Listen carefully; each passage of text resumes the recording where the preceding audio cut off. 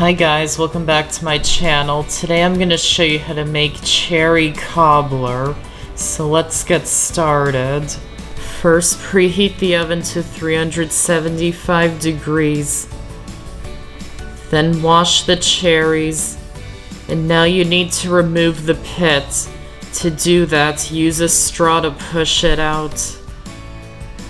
Or another way to do it is to break it in half and pull it out. This does take a while because there's quite a lot of cherries in this recipe.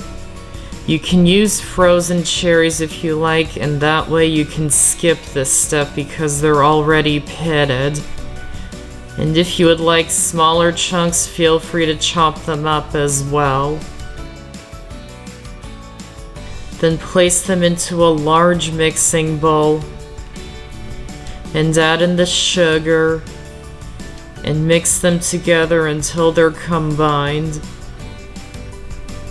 Then grease an 8 or 9 inch square pan. I like using a stoneware pan because it keeps the dessert hot for longer.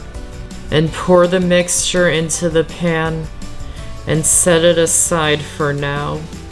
To make the topping in a medium bowl, add in the flour, sugar, baking powder, and salt, and mix them together until they're combined. Then cut up the butter into pieces. The smaller you cut it up, the less work you will have to do for the next step. Then add it into the flour mixture and use your fingers to rub it into the flour mixture. Try not to make it too fine. You still want to have some big chunks of butter. Then add in the eggs and vanilla extract and mix them in just until they're combined.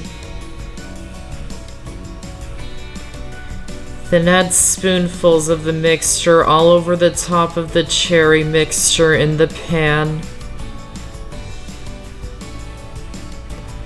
And bake it in the oven for about 35 to 45 minutes until it's nicely golden on top and the filling is bubbly. Once it's done, remove it from the oven and place it onto a cooling rack and let it cool for about 10 minutes. And it's best served while it's still warm. And it's even better served with ice cream.